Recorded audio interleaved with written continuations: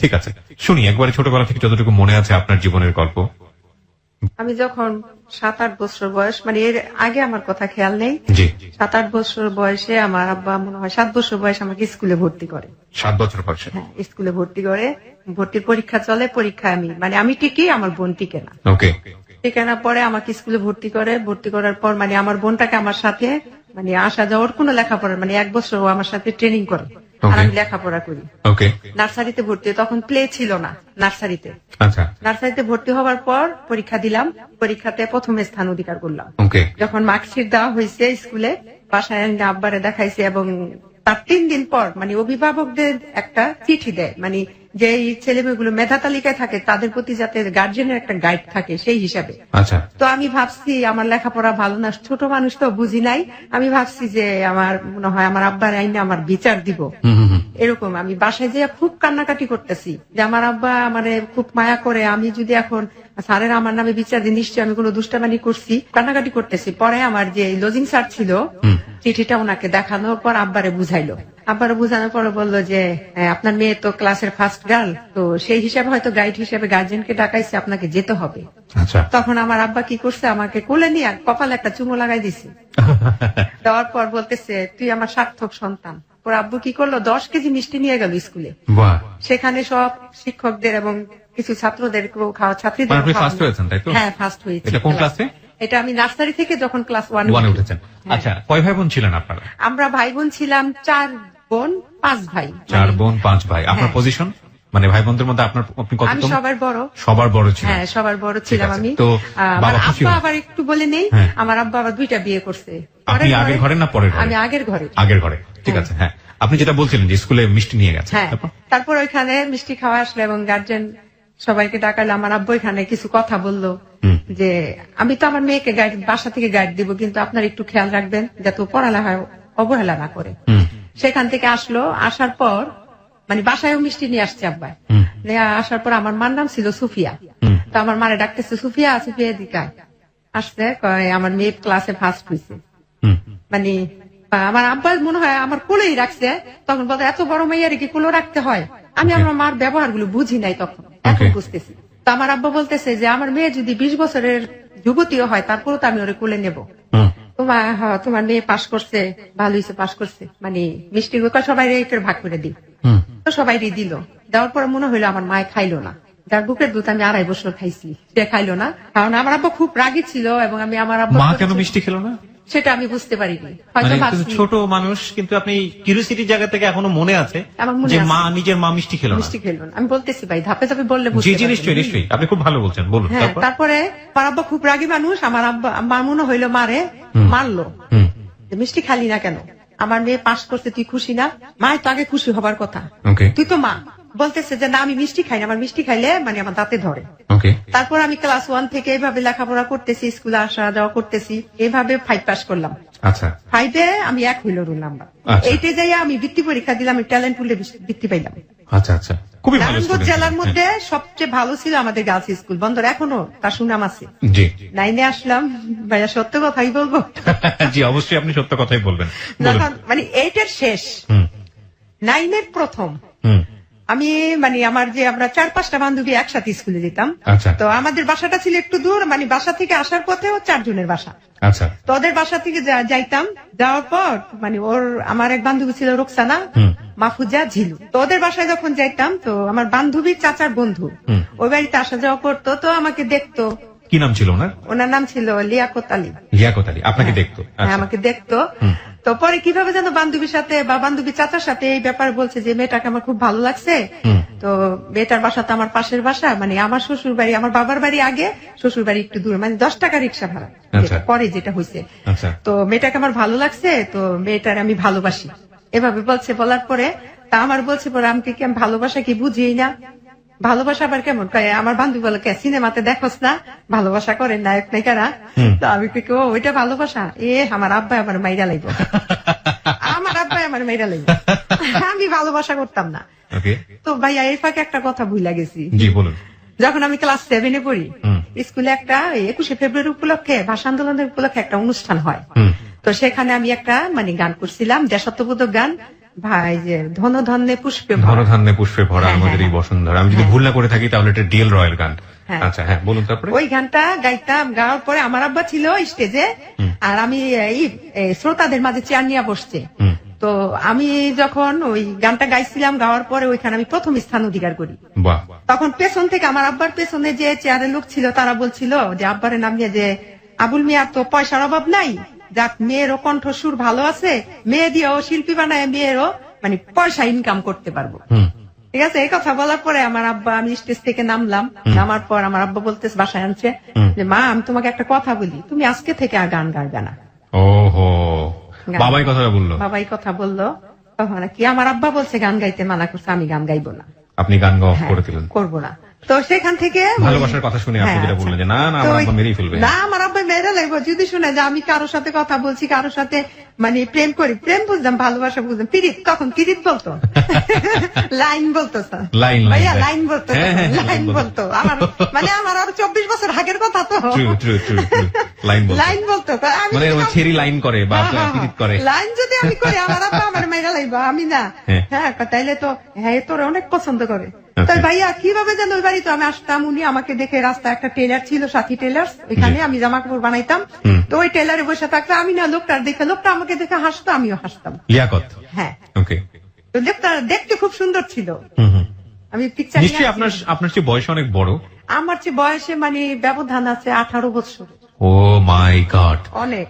ওকে। কিন্তু বোঝা যায়নি, বুঝে যায়নি। যাই হোক, তো আপনার ভালো লাগতো? আমার ভালো লাগতো। হ্যাঁ। তখন ঠিক আছে, সে আমাকে একটা চিঠি দিচ্ছে, আমার বান্ধবী দিয়া, যে চিঠি দিচ্ছে, বলছে যে আমি তোমাকে পছন্দ করি, আমি তোমাকে ভালোবাসি, তোমাকে আমি অনেক পছন্দ করি, আমি তোমার বিয়ে করবো এবং তোমার সাথে আমি প্রেম করবো না, কিন্তু তোমার বাবার বাড়িতে, তোমার বাবার কাছে আমি প্রস্তাব দেব। এইভাবে চিঠিটা লিখছে। লেখার পরে জন বলছে যে বাবার কাছে প্রস্তাব দিব, তাইলে তো আমার বাবা আমার আরো মেয়েরা লেগে, এইভাবে বলতেছি। ভাবি রোকসানা এটা করতে না করিস, তাইলে আমার আব্বা না আমার লেখাপড়া করতে দিত না, এরপর আমার বাইরে লাগবে, আমার ঠ্যাংগুলো কেটে লাগবে বলতেছি। Okay. বলার পরে বলতেছে যে আচ্ছা ঠিক আছে। ও উনি আবার কি করছে, আমার এক খালাম্মা ছিল, মানে ওনার বিয়াই আর আমার হচ্ছে আমার মা তার বোন ডাকছে। ওকে। ওই খালাম্মারে দিয়া কি করছে, ওনার বড় ভাই এবং খালুরে দিয়া সে কি করছে, আমাদের বাড়িতে ডাইরেক্ট প্রস্তাব পাঠাইছে। তখন আপনি কোন ক্লাসের স্টুডেন্ট? তখন আমি ক্লাস মানে 8 শেষ করতেছি, 9-এ প্রথম। আচ্ছা আচ্ছা, ঠিক ওকে আছে? ওকে, হ্যাঁ। তো প্রস্তাব দিল, আমার আব্বা কি বললো যে না আমার মেয়ে এখন বিয়ে দিব না, আমার মেয়ের আমি ডাক্তার করবো। তো এই দিক থেকে কি করছে, লজিং যে টিচার গুলো ছিল, ওই টিচার থেকে একটা টিচার ছিল, ওনার বাসা হচ্ছে কুমিল্লা। জি। উনি দেখতে খুব সুন্দর, শিক্ষিত, বিয়ে পাস। আমার দাদির কাছে বলছে যে আপনার নাতনির আমি বিয়ে করবো। এটা কি আপনার বাবাকে বলেছেন? এটা আমার বাবাকে বলে নাই, কিন্তু আমার আব্বা খুব লোকটার খুব পছন্দ পছন্দ করতো। করতো এবং সেই হিসাবে মানে চাকরি দিয়ে দিয়েছে, হ্যাঁ। গ্রামের ছেলে চাকরি করছে, সে আবার কি করছে, সংসদে পিওনের পোস্টে চাকরি দিচ্ছে। আচ্ছা আচ্ছা, ওকে। তারপর দেওয়ার পরে ওইখানে হলো তো প্রস্তাব দিচ্ছে, প্রস্তাব দেওয়ার পর আমার দাদি রাজি, কিন্তু আমার আব্বা বলতেছে যে না। তো এইদিকে আবার ওইখান থেকে ওই যে লিয়াকত, যে ওনার বাসা থেকে আবার ওনার বোন আসছে, মানে রাজি না আব্বা। তা আমার আব্বু বলতেছে যে না, আমি ওই এলাকায় যদি মেয়ে বিয়ে দিতে হয় আমি অন্য জায়গায় বিয়ে দিব, এই এলাকায় দেবো না। আচ্ছা, না, দিবই না। এদিকে আপনি যে লিয়াকতের কথা বলছিলেন, উনি তো বিদেশ থেকে ফিরে এসেছেন। ফিরে এসছে, হ্যাঁ। আচ্ছা, উনিও কি আপনাকে তখনও বিয়ে করতে চাইতো? তখনও। আচ্ছা আচ্ছা, তারপরে করছে কি, উনি আবার বিয়ের প্রস্তাব দিতেছে, ওনার ভাই বোন সকালে আসে, বিকাল আসে, রাতে আসে। আব্বা মানে একেবারে বিরক্ত হয়ে গেছে। আর এদিক দিয়ে মানে আব্বা আমার কি বলতেছে, তাহলে মেয়ে মনে হয় এদিকে মনে হয়, আমার মনে হয় মেয়ে মনে হয় দুর্বল আছে, আচ্ছা। নাইলে আর বারবারই কেন আসে, আমি না করে দিই, তারা কেন আসে। ওকে। তখন আমার আব্বা আমারে কি করছে, একটা রুমে নিছে, বাড়িতে আমার 4-5টা রুম, ওই রুমে নিয়ে আমারে কয় কি তুমি বাইরে যাও, আমি Okay. আমার মেয়ের সাথে কথা বলবো। ওকে। তখন আমার আব্বা আমাকে বলল, মা তুমি আমার কাছে সত্য কথা বলবা, তুমি কিন্তু তোমরা 10টা ভাই বোন, ওই 9টা কিন্তু আমার ছেলে মেয়ে না, তুমি আমার মেয়ে, তুমি আমাকে বলবা যে ওই হাজী সাহেব আলীর ছেলের কি তুমি পছন্দ করো। এটা কি মানে আমার আব্বা লিয়াকতের কথা বলছে? লিয়াকতের কথা বলছে। আচ্ছা আচ্ছা। তখন আমি আব্বার কিছু জড়াই ধরে কান্না করেছিলাম, আব্বা আমি ওই লোকটারে পছন্দ করি, মিথ্যা কথা বলতাম না। তুমি কি জানো ওই এলাকায় আমরা বিয়ে, ওই এলাকার খুব আমরা নিন্দা করি, ওই এলাকায় বিয়ে দিব না আমি তোমারে। আমি কই, তাহলে আব্বা ওই লোকটা ছাড়া আমি বিয়ে করবো না। আমি আমার আব্বারে ডাইরেক্টলি বলছি। বলার পর আমার আব্বা গিয়ে আমার দাদিরে বললো, মা দেখেন এগুলো বলে, ও এখন কি করতে পারি, দেখো অনেক কিছু করতে করতে রাজি হয় না। তারপরে কি করলো, যে কবিরাজ ধরলো আমার মায়। কবিরাজ ধরলো যে আমার মেয়েরে যে কোনো করে হোক তাবিজ কবর করেছে। মানে আমার মারও মেয়ে জামাই পছন্দ হয়েছে, রোজা কথা, ছেলে আমার পছন্দ হয়েছে, আমি এইখানে দিমুই। ওকে। আচ্ছা, এলাকায় কুলে পাড়া হোক, ছেলেরা কি কুলু নাকি। ছেলেরা হাজি বংশের লোক। আচ্ছা আচ্ছা, এটা কে বলছিল? এটা আমার মা, মানে আত্মীয় স্বজন বন্ধু বান্ধব সবাই রাজি, শুধু আমার বাবা রাজি? বাবা রাজি না। আচ্ছা আচ্ছা আচ্ছা, ওকে। এদিকটা আমার ননা, মানে আমার ওই লোকটার বড় বোন আর এই বড় ভাই খালু, এরা আমার আব্বার কাছে আসছে।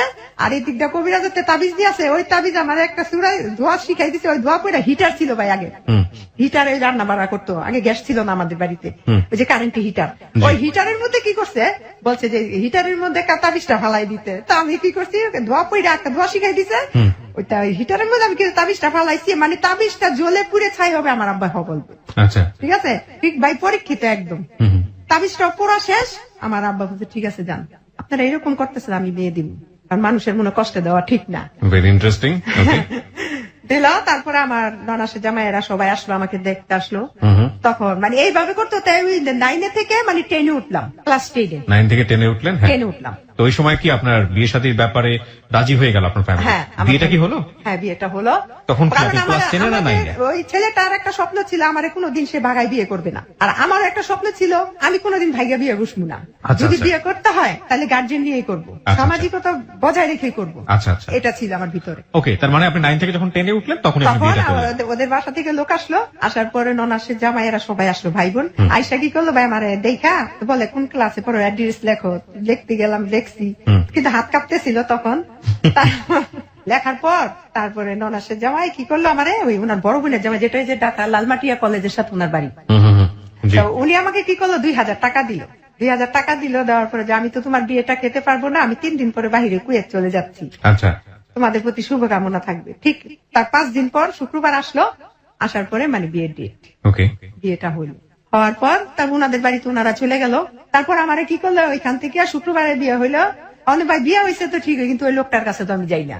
ওকে। ও দেখলেই শরম করে, দেখলেই হাসি পায় আর শরম করে, আমি যাই না। আমার আব্বা, মানে আমার আব্বা চায় যে জামাইয়ের কাছ থেকে একটু দূরে থাকবে, কিন্তু আমার মা, আমার তো 2টা মা ছিল, জি। 2টা মা, আমার ফুফু, আমার দাদি, আমার ভাবি, যার জ্যাঠতো ভাইয়ের বউ ছিল, যারা তারা চাইতো যে জামাই আসলে যান না কেন। তো আমার তো লজ্জা করে, আমি আর সামনে কি যাবো, মানে আর আমি পছন্দ করছি, বিয়ে হয়েছে, এই লজ্জায় আমি আর সামনে যাই না। পরে উনি কি করছে, ওই সোমবার দিন আসলো, ওদিন চলে গেল। সোমবার দিন আমাদের বাড়িতে কি ওরা ভাবিরে পাঠাইছে আমার ইন্ডিয়া। তখন ভাই সিনেমা, নতুন বিয়ে হইলে শালা সমুদ্রীর বউ নিয়ে সিনেমা দেখতে যাইতো নতুন জামাইরা, সিনেমার একটা প্রচলন ছিল তখন। তখন আর সে আমার বলছে যে রেডি হও, মানে উনি রিক্সাতে বসে থেকে ওনার ভাবিরে পাঠাইছে, বোনের জামাইরে পাঠাইছে। তখন আমার আব্বাই দেয়নি, আমার আব্বাই না করতে, ইশারা দিয়ে যাবা না। তো আমিও কি করছি, আর যাই না, আমি কিন্তু আমার ভালো লাগতেছে না, যাবো না। তো আমার আব্বারে বলতেছে যে সুরাইয়ারা একটু আমাদের বাসায় নিতে চাই, ওকে, আমাদের বাসায় নিতে চাই। তারপরে আব্বা বলতেছে যে ঠিক আছে যাইবো, মেয়ে বিয়ে হচ্ছে, স্বামীর বাড়িতে যাবো না। আমার দাদি, আমার নানি আমার সাথে, আমার 2টা ভাই বোন আমার সাথে গেছে। তারপরে যাই হোক ওনাদের বাসায় খাওয়া দাওয়া করে বাসায় চলে আসলাম। তার শুক্রবার আসলো, আবার শুক্রবার, সোমবারের পর শুক্রবার আসছে। আসার পরে তারপরে আমার আব্বার কাছে খবর পাঠাইছে যে ওদের নিয়ে শালা শালুর সম্বন্ধে নিয়ে, মানে সবাই তো শালা আর শালি, বউরে নিয়ে সিনেমা দেখতে যাবো। আমার আব্বাই রাজি না, না মেয়ের আমি একা ছাড়বো না। তখন আমার 2 ভাই আবার কি করছে, আব্বারে বুঝেছে, এই তুমি যে বিয়ে করছো, তুমি দিয়ে একদিনও মানো নাই, তুমি আমার রাত্রে যাই আমার বাবার বাড়িতে লইয়া করছো, যাইতে আর বাসায় যেতে দাও না। আর এখন ওই বেড়াই বিয়ে করছো, আজ 8 দিন হয়ে গেছে, তুমি বেটার বউর সামনে যেতে দাও, এইটা আবার কোনটা? যাক, আব্বার অনেক কিছু বুঝাইছে, বুঝানোর পর আব্বাই রাজি হয়েছে। পরে আমরা গেছি সিনেমা দেখতে। হ্যাঁ, তখন সাবানা ম্যামের একটা ছবি ছিল অন্ধবিশ্বাস, দেখলাম, দেখা বাড়িতে চলে গেলাম। বাড়িতে চলে গেলাম পরে রুমে নিয়ে বসাইলো। তারপর আমার আম্মাই পিঠা বানাইছে, পিঠা উঠা দিল। খাওয়ার পরে কি করলো, ওই আমার আব্বাই গিয়া হাতে করে একটা লুঙ্গি নিয়ে গেল। আচ্ছা, হ্যাঁ, লুঙ্গি নিয়ে আমার হাজবেন্ড দিল, নাও ওই লুঙ্গিটা পরো। আব্বা আমি বাসায় চলে যাবো।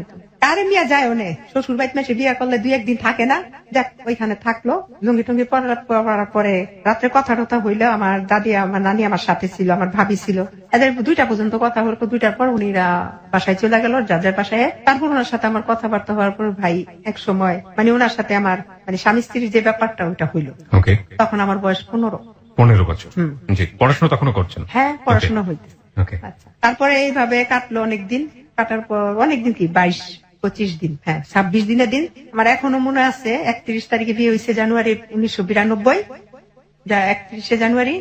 আর উনি বাহিরে গেছে 26শে ফেব্রুয়ারি, মানে সৌদি আরবে চলে গেল আবার? হ্যাঁ, ছুটিতে আসছে, 1 মাসে 42 দিনের ছুটি। ওকে, তারপর উনি বাহিরে চলে গেল। উনি বাহিরে গেছে পর আমি যে এত কান্না করছি ওদিন। তারপর এয়ারপোর্ট গেলাম, যা উনার বাহিরে চলে গেল। যাওয়ার পর তখন আমি আর বাচ্চা উচ্চা কোনো কনসেপ্ট করি নাই, কিচ্ছু না। বাচ্চা হইলো না, তখন উনি গেল গা। উনি যাওয়ার পরে ফোন দিল যে আমি ভালোভাবে করছি, এভাবে চিঠি আনানোর কথাবার্তা সবকিছু হইলো। হওয়ার পর উনি বিদেশ থেকে আসলো 2.5 বছর পর, বিয়ের পর ভাইয়া, 2.5 বছর পর, 2.5 বছর পর 2.5 বছর পরে আসলো সৌদি আরব থেকে আসলো। তখন এই ফাঁকে আমি ম্যাট্রিক পাস করলাম। পাস করার পর আব্বু আমাকে কলেজে ভর্তি করলো। কলেজে ফার্স্ট টার্মিনাল পরীক্ষাটা আমার দেওয়া হলো, ফার্স্ট ইয়ার ভর্তি হইলাম। উনি 2.5 বছর পরে আসলো। আসার পর তখন আমার আসার পর উনি কি করলো, স্বর্ণ গয়না দুনিয়ার কিছু লইছে, এর হিসাব ভাই আমি দেখতে খুব সুন্দরী ছিলাম। আচ্ছা যাই হোক, পরে ভাইয়া উনি আইসা আমাকে কলেজে, স্বামী আসছে বিদেশ থেকে, আমি 3-4 দিন বা 8 দিন কলেজে যাইতাম না। 15 দিন হয়ে গেল আমার কলেজে যেতে দেন। কলেজে যেতে না, আমার আব্বা বলে মা তুমি কলেজে যাবে না। আমি কই না, আমার না করে কলেজে যাওয়া লাগতো না, কলেজ গেলে তোমার নলেজ বেশি বাইরে যাব, এত পড়ালেখা করে তুমি কি করবা। আব্বা যে বুঝটা দিত ওই বুঝটাই মানতাম, আমার হাজবেন্ড যেটা দিত ওইটাই মানতাম। আব্বার আমি আব্বা থাক, আমার না কলেজে যেতে না করে, ঠিক আছে মা তোমার ইচ্ছা, কিন্তু লাইফটা তুমি লস করলা।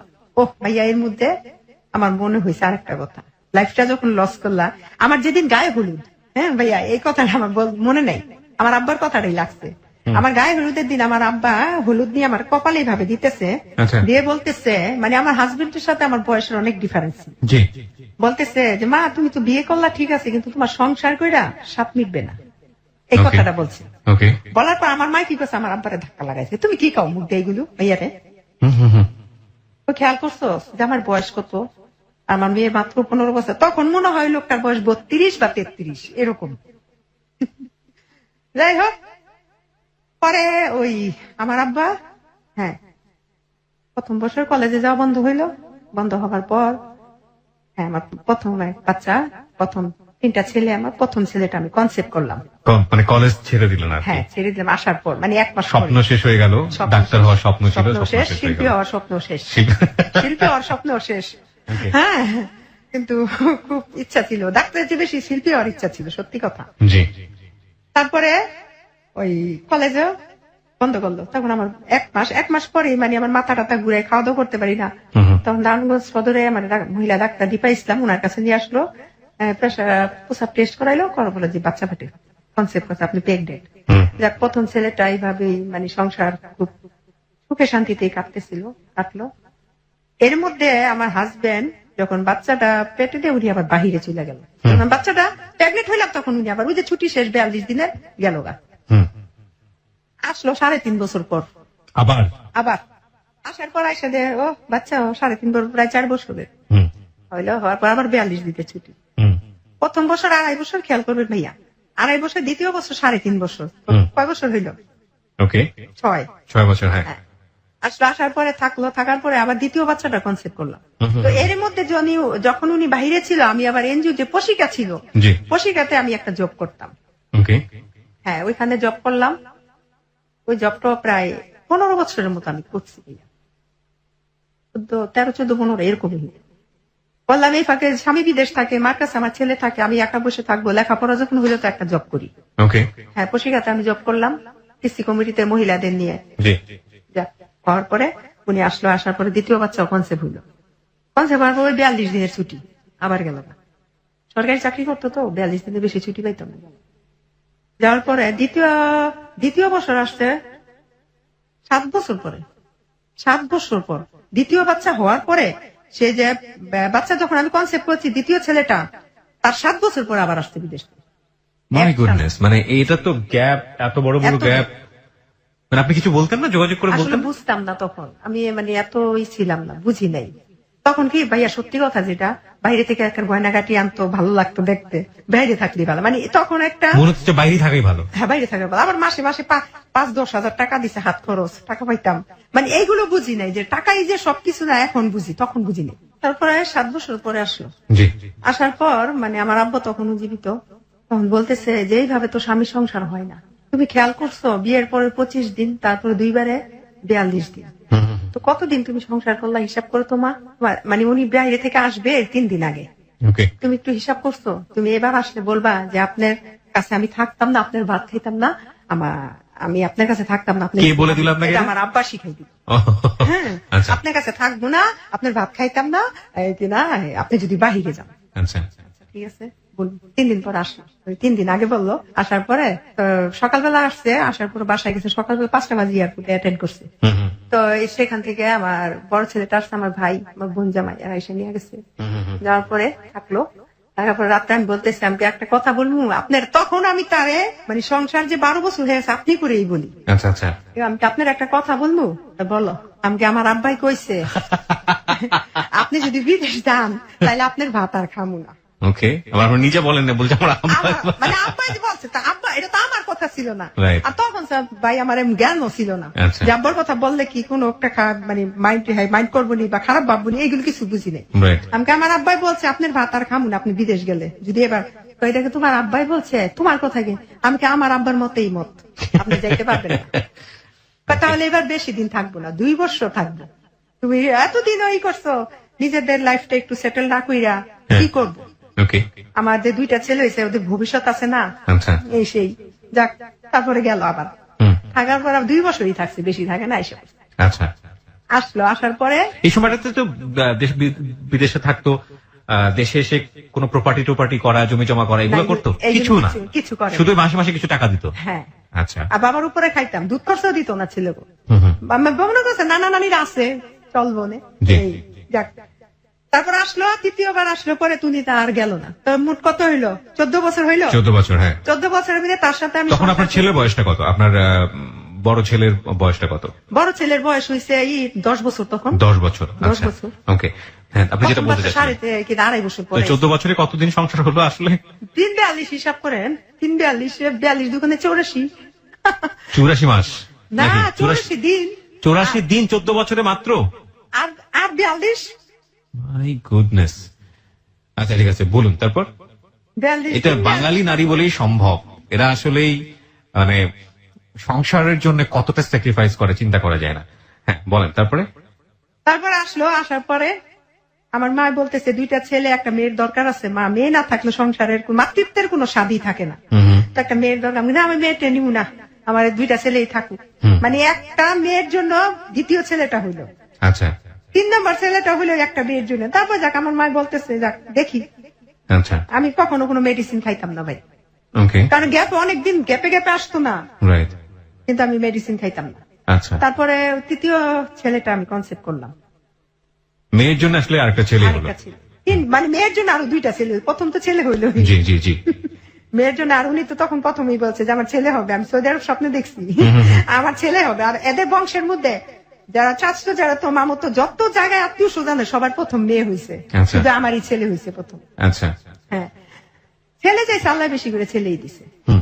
যাক, 3 নম্বর ছেলেটার যখন আমি কনসেপ্ট করলাম, আমার অবস্থা তখন কাহিল, মানে একদম বিপরীত। প্রথম 2টা বাচ্চা হয়েছে, আমি বুঝিই নাই। আচ্ছা, কিন্তু 3 নম্বর বাচ্চার বেলা আমার কি হইলো, 6 মাস পর্যন্ত আমি ভাত মাছ কিচ্ছু খাইতে পারি না, শুধু পাউরুটি, কলা আর ডিম খাইতাম। আচ্ছা, 3 নম্বর বাবুটা হইলো খুব অবস্থা খুব সিরিয়াস ছিল। যাই হোক, হাসপাতালে ক্লিনিকে হইলো, একটা প্রাইভেট ক্লিনিক আছে বাসার সাথে, ওইখানে জি। হওয়ার পরে খুব খুশি। ছেলে হয়েছে, মানে মন খারাপ নেই। উনি 1 বছর, হ্যাঁ, ছেলেটা 9 মাস তখন। এই 9 মাসের মধ্যে ভাইয়া যখন আমার 3 নম্বর ছেলেটা হইলো, আমার স্বামীটা আমাকে একটু অনীহা করতেছে। ওকে, মানে আমি প্রত্যেকটা কাজ করতে গেলে দোষ, রান্না করতে গেলে দোষ, পানির গ্লাস দিয়ে ধুইছো, প্লেটে এরকম কে, মানে একটা অজুহাত এরকম করে কেন বলতে। পরে আমার বলতেছে কি, একদিন মানে এরকম বললো, জুমারে নামাজ এনেছে, তার বয়স 8 মাস, বাবার ছাড়া কিচ্ছু বুঝে না। ওই বাবার কোলে উনি জুমার নামাজ পড়তে গেছে। আচ্ছা, যাওয়ার পরে আমার ভাই আবার ওই যে ফিসিয়াল ছিল, জি, আমার ফোন দিছে, আপু ডাক্তার হয়েছে দিসান, 2 নম্বর ছেলে, দিসান কি বাসায়? আমি কই না, ও তো বাসায় না, ওর আব্বার সাথে নামাজ পড়তে গেছে। নামাজ পড়ে কয় কেন? আমি কি কেন, কি হয়েছে রে? আপু মাছ ধরছি পুকুরে, তো মাছ নিয়ে দেখতে। আচ্ছা, আচ্ছা, ঠিক আছে, মাছ নিয়ে দেখতে। মাছ নিয়ে এই 16 বছরের মধ্যে সে আমাকে একটা টর্চার কোনোদিন করে নেই। মানে আপনার খুব হাজবেন্ডের কথা মায়া বলছেন? করতো খুব। হ্যাঁ, তো যাই হোক, তখন আমারে বললো, আমার তখন কি করছে, আমি ঠিক আছে ওর আব্বার সাথে নামাজ করতে, নামাজ করে আসুক, আসলে আমি পাঠাই দিই। মানে উনি ঘরে ঢুকছে আর আমি ফোনটা রাখছি, এই পর্যন্ত উনি দেখছে। চিচি মানুষ বিরক্ত করছে, যার তো আমি দৌড়ে আসছি, কি হয়েছে এই কথা বলতে, কি করলো ভাই, আমার একটা থাপ্পড় দিল। মানে আপনার হাজবেন্ড একটা থাপ্পড় দিল। থাপ্পড় দেওয়ার পরে কি হলো, আমি মনে হয় জ্ঞান হারাই ফেললাম। জীবনে তো মাইর খাই কোনোদিন তো, হ্যাঁ, একেবারেই মানে আকাশ থেকে পড়ার মতো ঘটনা। আর আমার বাবার বাড়িতে আমি ফুলের আচরও খাইনি, খুব আদরের সন্তান ছিলাম তার। জি। পরে দেখা যায় নাক দিয়ে যখন আমার রক্ত পড়তেছে, এই জায়গা একদম কালো হয়ে গেছে। তো কি করছে ওই উনি ধরতে পরে যাহারি কি হইলো পরে যাই হোক কি করছে ওই আমি অজ্ঞান থাকা অবস্থায় সে কি করছে আমার ফোনটা নিয়ে গেছে আমার কাছ থেকে। আমার যখন 1-1.5 ঘন্টা পরে যখন আমি ঠিক হয়েছি তখন আমি বলতেছি যে ফোনটা কই, আমার কেন মারলো, আমার কি অপরাধ ছিল? সেটা তো আমাদের প্রশ্ন। হ্যাঁ, এই প্রশ্ন রাখলাম। আমি লিওন এই কে করো দিচ্ছেন ফোনটা লো, ফোনটা দিচ্ছে ফোনটা কি তোমার বাবাই কিনা দিছে? আমি কি করছি ভাইয়া বরকাটা নিয়ে ঘর থেকে বের হয়েছি পরে এদিকে আসো কোথাও যাইবা না, এদিকে আসো। আমি কথা শুনিনি, আমি যাই আমার ভাগ্নির কাছে আমি ফোন দেবো যে আমি ঘরতে যে বের হয়েছে এ পর্যন্ত এই ফাঁকে উনি কি করছে আমার ভাইদের ফোন দিছে। ফোন দিছে তো অর্ধেক রাস্তায় ভাগ্নিকে করে গেছে, দেখি আমার ভাই ভাই একসাথে। কিরে তোরা কি আপু কি হয়েছে? আমি বাইরে দুইরা কান্না করতেছি। দেখ আমার ফুপু আসছে, আমার 2 মা আসছে, যে আমার বিয়ে দিছে ঘটক উনি ওই খালাম্মা আসছে, আমার 2 ভাই মানে সবার ছোট, তোরা আমার ছোট বয়সে। তোরা সোফার মধ্যে বসে দিচ্ছে, বসার পরে বলতেছে আমার আমার যে মা আমি যে মা আমার লালন পালন করছে খুব সোজা একদম সরল, কিন্তু আমার ছোট মাটা খুব কড়া। আচ্ছা, যাই একটাই প্রশ্ন করছে, আপনি আমার মেয়েরে কেন মারছেন? পরে বলতেছে ওই একটু আগে কার সাথে ফোনে কথা বলছে। ভাইয়া 3টা সন্তান হয়ে গেছে, 14 বছর রাখা মাইয়ার বিদেশ হয়েছেন, মাইয়া কিছু করে নাই, আর এখন মাইয়া কিনা খারাপ হয়ে গেছে, এখন ফোনে কথা বলে। তখন জন বলছে যে ফোনে কথা বলে, তখন পাশের রুমের থেকে আসছে। আমি আমার ভাই রিপন তুই আমার ফোন দিছস না, কয়টা বাজে? অমুকটা বাজে। উনি আবার কি করছে যে যখন আমার থাপ্পড় তখন তো ফোন নিছে গা, আর নাম্বার তো ওনার কাছে, কারণ আমার কাছে থাকলে হয়তো ফোন নাম্বার ডিলিট করে ফেলতাম, কার সাথে কথা বল। ফোনের নাম্বার আমি আপারে ফোন দিছি তুলা ভাই মাছের জন্য, তুমি ফোন দিছ, রিসিভ করলে যাই দে আমার ভাইয়ের ফোন। তখন আর কিছু তখন সবার সামনে আমি বলছিলাম যে তুমি যদি আমার শুধু মেরে থাকো তাহলে দেখো তোমার হাত পা গুলো একদিন হইলো মরার আগে তোমার পঙ্গু হয়ে যাবে। আমি তো আমি কথাটা বলছি ভাইয়া, বলছিলাম অভিশাপ যেটা বল দিলাম। এর মধ্যে ওই 2008 সালে আমার আব্বা মারা গেল, আর আমার আব্বা মারা যাবার পরে ফ্যামিলিতে একটু আমার একটু অবহেলা। আমার স্বামী আমি কি করলাম ওই নামাজ পড়তে যাবে মাগরিবে, কাঁঠাল ছিল ফ্রিজে, কাঁঠাল বলছে কাঁঠাল নামাই তো ফ্রিজের, আমি মাগরিবে নামাজ পড়ে খাম। তো একসাথে বসে কাঁঠাল খাইলাম, খাওয়ার পরে না এশার আজান হইল, উনি অজু করতে গেছে, অজুরত অবস্থায় সেই স্ট্রোক করছে। হ্যাঁ, স্ট্রোক করার পরে তো আমার বাচ্চারা বিরক্ত করতেছে, বাচ্চারা তখন 1.5 বছর বয়স। আমি কি করছি বাহিরে গিয়া দাঁড়াইছি, খারাপ লাগছে তো একটু শুয়ে থাকো, পরে যাই নামাজ পড়তে, ঘরেই নামাজ পড়ো, মসজিদে যাওয়া লাগতো না। পরে না 10 মিনিট পরে আমি কয়ারে যে আমি ঘরে রেখ খাইলাম, ছেলে লয়ে যাবি বসে হ্যাঁ তো না আলাপ টালাপ কিছু পাইতেছি না। তখন আমি কি ছেলেটার ওইখানে কান্না করতে, ছেলে ওইখানে বাহিরে দাঁড়া করাই থিয়া আমি আসছি, আইসা দেখি কি উপরের দিকে খালি শ্বাসকষ্ট হইতেছে না। আমি কি করলাম সবাই একটা শিক্ষা দিছি পর আমার দেবর ভাসুরা সবাই আসলো, আইসা কি করলো ওনারে নারায়ণগঞ্জ খানপুর হাসপাতাল আনলো, ওইখান থেকে রিলিজ করে দিল সৌরাদ। আমি বাসায় ছিলাম, আমার 2-3টা ভাই আসছে সাথে, ওনার ভাইয়েরও আসছে, তারপর আমার 2 মা ওনার সাথে। পরের দিন আমি সৌরাদ দিয়ে আসলাম, আইসা দেখলাম, দেখার পরে সে স্ট্রোক করছে। চিকিৎসা চলতেছে, আমার থাকতে না করলো, বাচ্চাটা বিরক্ত করে বাচ্চা তুমি বাসায় যাও গা, আম্মাই তো আমার সাথেই ছিল। ডাক্তার তাকে বলছে যে আপনি বেড থেকে নামবেন না, প্রস্রাব টয়লেট আপনি বেডে বসে করবেন। আপনার হাজবেন্ডকে বলছে। সে কি করছে, ওই যে নামাজ পড়ে না, মসজিদে যায় নামাজ পড়তে যাবে, দেখ নামাজ পড়তে গেছে, 2-3 জনে ধরে নিয়ে নামাজ পড়ায় আনছে। হার্টের রোগী তো উবুতে হইতে পারতো না, উবুদের সিজদা দিচ্ছে না বৃহস্পতিবার পর্যন্ত। শুক্রবার দিন সকালবেলা আমি একটু বাজার থেকে সে বই আসি, আমি তোমার যাওয়ার দরকার নেই, কবে বাজার করি না, বাচ্চারা কি খায় না খায়, বাজার আছে ফ্রিজে অনেক বাজার আছে, তোমার যাওয়া লাগতো না, তারপর আমি যাবো সেই বই তুইব। ঠিক আছে ভাইয়া, উনি 35 মিনিট বাহিরে ছিল। 35 মিনিটের মধ্যে আমি প্রতি মিনিটে ওনাকে আমি ফোন দিচ্ছি, কি অবস্থা আছে, আমি আসি এভাবে বলছে, না করছে। তো বাসায় আসছে বলছে যে আমার জন্য আনার তুমি খোয়াই রাখো, আনার খাম, আর মালটা এটা রাখছি, একটু হালকা লবণ দিও, হার্টের রুগী তো কাঁচা লবণও খাওয়া নিস। ওই কি করছে, ও টিভি দেখতেছে বৈশা, আমি আবার যে উনি আবার ওষুধ থেকে আমার জন্য ওষুধ নিয়ে আইসো তুমি। আসার পথে আমার পাতলা পায়খানা হইতেছে, এসে ওষুধ আনার পর আমি কি করছি ভাই, ওষুধটা খাইছি, খাওয়ার পরে আমার পেট এমন কামড় মারছে, আমি আবার টয়লেটে গেছি। টয়লেটে যাবো, উনি যে ওই যে খাটের মধ্যে বসে যে টিভি দেখতেছে, উনি যে খাইতেছে, এই বসার মধ্যে আবার সে স্ট্রোক করছে। আমি আসছি, আইসা আমি ওই পাশের রুমে আর যেতে পারি না, আমি এই রুমে শুয়ে রয়েছি, আমার শক্তি নাই। কতক্ষণ পরে 15-20 মিনিট পরে আমি আমি খাইতে দিলাম, খাইলো কিনা দেখি তো, যাই দেখি বসার মধ্যে সে স্ট্রোক করছে আবার। তারপর নিয়ে আসলো ঢাকায় যে মিরপুর হাসপাতাল, সার্কুলিমুল্লাতে নিয়ে আসলো। উনি তো তখন আমার দেবর বললো যে হার্ট আর ব্রেন হার্ট স্ট্রোকও করছে আবার ব্রেন স্ট্রোকও করছে একসাথে, দুইটা একসাথে। মানে আপনার হাজবেন্ড? হাজবেন্ড এখানে আনলো, এনে চিকিৎসা করলো 3 দিন পরে আসলো। আসার পরে ভাইয়া যেমন একটা ছোট বাচ্চা যেমন কান্না করে না, এইভাবে কান্না করতে। আমার মানে বড় ভাই গেছে, ছোট ভাই, বড় 2 ভাই গেছে, এই সবার সামনে জড়াই ধরে আমার কান্না করতে। মানে ভাইরা দেখলো যে বউর সাথে জড়াই কান্না কাটে, ভাইরা আবার বাইরে গেছে। আমার বাচ্চাটা কিন্তু তখন 1.5 বছরের বাচ্চাটা, এই পেচ্ছি বাচ্চাটা এখনো ওর বাবার কথা বলতে পারে ভাই। এখন আমার কয় কি, ওই যে নার্স সিস্টার বসে থাকে ওইখানে রিসেপশনে গেছে, যাইছে পরে বলতেছে যে আপনি, এরা মিলে বলছে যে আপনি কি হয়ে, বলছে ভাই উনি তো বাঁচবে না, জুলুম গেলে 10 থেকে 9 দিন, 9 থেকে 10 দিন বাঁচবে। আমার বাচ্চাটা শুনছে ওর আব্বাই মারা যাওয়ার পরে আমার বলছে, পরে ওর আব্বারে ওইখানে আমি থাকলাম, আমার মারে আর বোনেরে পাঠাই দিলাম, এতদিন হয়ে গেছে, তুমি যাও বাসায় যা গোসল করো গা, আমি আর আমার আরেকটা বোন গিয়ে আমার সাথে থাক। তো বাসায় নিলাম শবে বরাতের দিন 2011 সাল, মনে আছে জুলাই মাসের 16 তারিখে বাসায় নিলাম। 16 তারিখ রবিবার দিন ছিল, সন্ধ্যাবেলা, হ্যাঁ শবে বরাত সন্ধ্যা সন্ধ্যি বাসায় গেছে, অ্যাম্বুলেন্স দিয়ে বাসায় নিয়ে গেল, সব আত্মীয় স্বজন সবাই গেল দেখতে। দেখার পরে শবে বরাতের দিন থাকলো। এর পরের দিন দুপুর বেলা, হ্যাঁ খাওয়া দাওয়া করলো। আমার মানে এমন একটা অবস্থা যে 3 দিনের মধ্যে সে যে এখানে যে হাসপাতাল থাকতাম আমার মানে কাছে সরতে দেয় না, তুমি আমার পাশে থাকবা। আমার হাসপাতাল বলে কয় তুমি আমার বাচ্চাকে দেখতে পারবে না। আমি কই কি বাচ্চাকে কি কোনো মায় দেখতে না পারে, আমি এই দেখা ওই দেখা, যখন আমি থাকবো না তখন তুমি পারবা না, এই কথাগুলো বলতো। আমি কি জানো এই একটু অসুস্থ হইলো না, আমি মানে বুঝ দিতাম, কিন্তু সবাই জানে যে উনি মারা যাইব, আমার ছেলেরাও জানে, শুধু আমি জানি না, আমারে কেউ জানায়।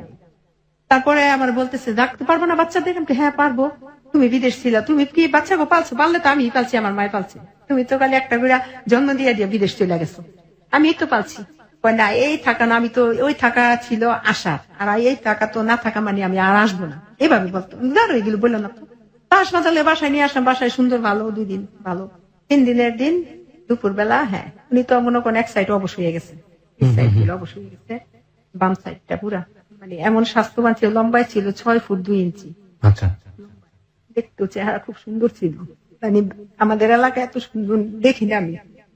আমার প্রত্যেকটা স্ত্রী আছে তার স্বামী সুন্দর, কিন্তু আমার স্বামী শুধু আমার কাছে সুন্দর না, এলাকাবাসী যারা যারা সবাই ছিল সুন্দর ছিল, খুব ভালো ছিল, ও খারাপ ছিল না, ভালো ছিল। কিন্তু লাস্টে যে 1 বছর আমার সাথে এগুলো বিহেভ গুলো করছে, হয়তো মারা যাবো আমার কাছ থেকে মোহব্বত ছুটানোর জন্য হয়তো বা করছে, খুব ভালোবাসতো আমায়। তারপর আমি দুপুর বেলা শুয়ে রয়েছি, ওর আব্বা শুয়ে রয়েছে, তো আমি ফাঁকি কি করছি, কি খাইবো, কাঁঠাল বিচির ভর্তা বানাইবা সাদা কইরা, মরিচ দিবা না, ঠিক আছে, আর মাছ, ইলিশ মাছ দিয়া পেঁয়াজ দিয়া ভুনা করবো। হ্যাঁ তো খাওয়া নিষেধ সবই, হ্যাঁ খাইতে মনে চায়, আমি হালিম খাবো, ঠিক আছে হালিম খাই, আমি নুডলস খাবো, এগুলো যেগুলো ডাক্তারে নিষেধ খাওয়া, হ্যাঁ ওগুলি খাইতে চায়। তার বাইরে বলছে যে না যা খাইতে চায়, এরা তো বুঝতো যে মারা যাবো, যা খাইতে চায় খাওয়াই দেবো, ঠিক আছে খাইও। হালিম কিভাবে খাই, হালিম তো ঝাল, আমার জন্য সাদা আনবা, সাদা করে হালিম। আচ্ছা, আমি বসে রয়েছি, উনি শুয়ে রয়েছে, তখন বাজে 3টা, শুয়ে রয়েছে, শোয়ার পর আমার মামি শাশুড়ি আসছে, বউ ঘুমাইতেছে, আমি কি ঘুমাইতেছে, মানে তুমি খাওয়া দাওয়া করছো, আমি না গোসল করে নামাজটা বসে এখন পর্যন্ত খাই নাই, যদি ঘুম থেকে উঠতে দেয়, তুমি কি বোকা, তুমি ঘুমে থাকতে থাকতে তুমি খাওয়া দাওয়া করে দাও, উঠলে তো ওরে তুমি খাওয়াইও, কারণ ডাক্তার বলে দিছিল যে যদি ঘুমাই থাকে ওষুধের সময় লস হয়ে যাও, কিন্তু ডাকবেন না। আচ্ছা আচ্ছা, ঠিক আছে, এই জন্য আমি ডাকি না। তারপর আমি ভাত খাইতে 2 লোকমা খাইছি, এর মধ্যে দেখে আমার দিকে তাকাই দিচ্ছি, তো তাকাইতে আমি হাত দিয়ে কয় না না তুমি ভাত খাও, তুমি আমি তোমার আগে খাওয়াইলি, না তুমি আগে খাও, তুমি খাইয়ে আগে শক্তি করো। আমার তো খুব স্বাস্থ্যবান লোক ছিল, তো 3-4 জন লাগতো তারে তুলতেই, আমি আমার ছেলে আমার মা আমার ভাই আমার বোন 5টা মানুষ আরে তুলতে পারতাম না, খুব স্বাস্থ্যবান লোক ছিল। আচ্ছা যাই হোক, পরে ওই বসে আমি আসছি, ভাত খাইলাম, এই আসছি, আসার পরে দেখি বাথরুম করছে, তো প্যাম্পাস পরাই রাখছি, প্যাম্পাস থেকে পরিষ্কার করতাম। ভাইয়া যখন আমি টিস্যু দিয়ে পরিষ্কার করতাম, এমন মোটা মানুষ ছিল, আর পায়খানাটা খুব মানে কাঁঠালের যে আঠাটা ছিল, কাঁঠালের আঠাটা কেমন এমন ছিল ভাই, আমি যখন মানে পরিষ্কার করে আমার নখের মধ্যে বাথরুম ঢুকে যেত, আমার একটুও খারাপ লাগতো না। আমার পিচ্ছি বাচ্চাটা মুখ গন্ধ কয়, গন্ধ লাগতেছে, আম্মু আব্বু বাথরুম করছে গন্ধ লাগতেছে, আমি তুমি সইরা যাও, কিন্তু আমার কাছে লাগতো না ভাইয়া। আমি যখন বাথরুম পরিষ্কার করতাম তারপরে লুঙ্গি পরাইলাম, লুঙ্গিটা বদল করে নিয়ে হুলপাটা দিয়া ধুইলাম, ধুইয়া আইসা কি করলাম, বুক ডাল খাইতে চাইছি আর বাইল্লা মাছ কালা বেগুন দিয়া রান্না, ওই বাইল্লা মাছ দিছি আর কবুতরের জুস রান্না করছিলাম। ভাই অন্য অন্য দিন যে অল্প কয়টা ভাত মানে যাও ভাত কইরা চামচ জাত খায়, মানে ভাতের ছাপাগুলো যেগুলো থাকতো ওনার এই জিব্বার মধ্যে থাকতো, সব খাওয়ার কোনো শক্তি ছিল না। পরে আমার বলতেছে যে দ্বিতীয়বার যখন হাসপাতাল থেকে প্রথমবার যখন আনলাম তখন বলছে যে সুমাইয়া একটা কথা বলবো কি, আমি কিন্তু এবার যদি পড়ে যায় আর কিন্তু বাস মনে, এটা তুমি একদম শিওর মনে রাখবা। তুমি কে? সিঙ্গাপুর আব্বা একবার আমার সিঙ্গাপুরও ছিল, উনি সিঙ্গাপুরও গেছিল ওই যে পরের 2 বছর। আমি সিঙ্গাপুরে এরকম হয়েছে একবার, এই স্ট্রোক করলাম একবার 2বার, যদি আরেকবার হয় আমি বাঁচতাম না, এভাবে বলছে। মানে ওই যুগে আসছে গামছা দিয়ে পা পুষতেছে আর কইতেছে আমার কইছে যারা হায়াত যতদিন আছে এতদিনই বাঁচবে, মানে এরা আমি সান্ত্বনা দিতাম। তারপরে কি করছে উনি ওই শুয়ে রয়েছে না, খাওয়াইলাম অন্য দিনের চাষকে একটু ভাত বেশি দিলাম, সবগুলো ভাত খাইলো, খাওয়ানোর পরে ওষুধ খাইলো, আমার শোয়াই দিলাম। আমার বোন আমি শোয়ানের মধ্যে কয় আমার উঠা বসা, মানে এই 1টা বাজ থেকে 7টা পর্যন্ত সে শুধু উঠা এবং নামা, উঠা নামা, স্ট্যান্ড ফ্যানটা ছাড়ে, টেবিল ফ্যানটা ছাড়ে, মানে এমন ঘামাইতেছে, খুব কান্নাকাটি লেগে গেছে ঘরের মধ্যে। তো এর মধ্যে উনি কি করছে, উনি তো মানে মাদ্রাসা টাইপে লেখাপড়া করছে, ইয়াসিন সূরা, সূরা আর রহমান, সূরা ওয়াকিয়া, তারপরে কলিমা তাইয়্যিবা, কলিমা শাহাদাত নিজেরটা নিজে পড়তেছে, মানে একাই নিজেরটা নিজে। এই 3 ঘন্টায় সে শুধু আল্লাহর পবিত্র কালাম গুলো পড়তেছে। হুজুরে নিয়ে আসলাম, হুজুরকে আমি কি পড়াবো, এই তো পড়তেছে। তারপরে কি হইলো, পানি ঢালতেছে, মাথার মধ্যে পানি ঢাললো। তা আমার ছোট আম্মা যে কি করে, এত জানতো, সবাই জানতো যে মারা যাবে, শুধু আমি জানতাম না। কি করছে, আমার হাজবেন্ডের হাতটা ধরে কয় জামাই আমার মাফ করে দিয়েন। এই কথা বললাম না, আমি কি করছি, আমার মার একেবারে ধাক্কা ফালাই বাইরেও আমার ঘর থেকে। এর যে কথা বলে স্ট্রোকের রুগী তো ভাবতেও পারে যে আমি মারা যাবো, আমার কাছে মাফ চায়। বলতেছে যে আম্মা ওর কথা আপনি কিছু মনে করেন না, এইভাবে বলতেছে। আম্মা আপনি আজকে থাকবেন, আপনি এখানে থাকবেন, মায়ের সাথে থাকবেন, মাইয়া একা একা থাকে রাতে, আপনি আজকে থাকবেন, অন্য যদি থাকেন না কিন্তু আজকে থাকেন। হ্যাঁ বাবা থাক না। পানিটা ঢালার পরে দেখো আমার শোয়াই দাও। ওনার বোন আসলো, ছোট একটা বোন, নবগঞ্জ বিয়ে হয়েছে, উনি আসলো, ওনার হাজবেন্ড আসলো, বোনের হাতে লুডুস খাইলো, পানি খাইলো, নিজের হাত দিয়ে বোতলটা পানি খাইলো। খাওয়ার পরে বোনের কইতেছে মিনু আমার শোয়াই দিছে। পরে আমি আবার যে হার্টের রোগী আবার আলাদা দুধ দেয় ডাক্তারে। আমরা যে সাধারণ রোগী মানুষেরা যে দুধগুলো খায় ওগুলো না, হার্টের রোগী দুধই আলাদা। তো বলতেছে ভাবি একটু দুধ দেন। এর মধ্যে আমার বলতেছে আমার হাসপাতাল নিয়ে যাও। আমি সব কাগজপত্র ফাইল টাইল মানে একা সবকিছু, যা পূর্বে যে চিকিৎসা হয়েছে সবকিছু আমি নিছি, সিটি স্কেল করাইছি, সবকিছু নিছি। এর মধ্যে ডাক্তার আছে, ডাক্তার বলতেছে, ডাক্তারের সালাম দিল, দিয়ে বলতেছে হাসপাতাল যাবেন আপনি? ভাই আমার আমার জ্যাঠো তো ভাই ডাক্তার, আমার হাসপাতাল নিয়ে যান। হাসপাতালে সিএনজি নিয়ে আসছে, নিয়ে যাইব। আমি আমার দেবরের ফোন নিলাম, যে ভাইটাই ওনার জন্য টাকা পয়সা খরচ করছে, ভাইটার খুব করছে। দেবরের ফোন দিলাম, দেবর বললো, খালি আমার বলতেছে যে আমার ভাই শওকতের খবর দাও, শওকত হাজি হ্যাঁ এর খবর দাও। আমাকে তো বাদাম তুলি আছে বাবুবাজার, উনি ব্যবসা করে, উনি আসে নাই তো, আসছে। ভাই আমার এতটুকু খেয়াল ছিল না যে ভাইয়ের সাথে আমি ফোনটা, এর ভাইয়ের সাথে যে আমি কথা বললাম, এর ভাইও বললো না যে ভাইয়ের কেন আমার ফোনটা দেন। আমারও মনে ছিল না যে ভাইয়ের সাথে আমি কথা বলাই, মানে খুব ইচ্ছা ছিল বাইরে হয়তো বা কিছু বলতো। বলার পরে তারপরে ফোনটা ওনার সাথে কথা ভাবি তাড়াতাড়ি পাঠাই দেন হাসপাতাল। পাঠানোর কথা করে আমার দেখি আমি দুধ বানাইতেছে, আমার দিকে তাকাইছে, সামনে এসে হাত 2টা ধরছি, চেপটা ধরে আমি বলতেছি আমার তুমি কিছু বলবা? কয় না আমি কিছু বলতাম না, তুমি ভালো থাইকো। এসে আমি কই কি তুমি কি তোমার ভালো লাগে না? না গো আমার একটুও ভালো লাগতেছে না। আমার মাই করতেছে আপনি কিছু দেখেন? না আমি কিচ্ছু দেখি না, আমি সবাই আপনাকে দেখতেছি। আমি কান্নাকাটি করতেছি। আমার বড় যা যে ছিল উনি আমার টাইম আবার তুমি কান্নাকাটি করতেছো কেন? কিন্তু শুধু আল্লাহ বলার পর উনি মারা গেল। ওনার মৃত্যুটা এখনো আমি ভাইয়া বলতে পারি না। আল্লাহ যে পৃথিবী থেকে স্ত্রী রেখা কোনোদিন স্বামী জানায় না। আল্লাহ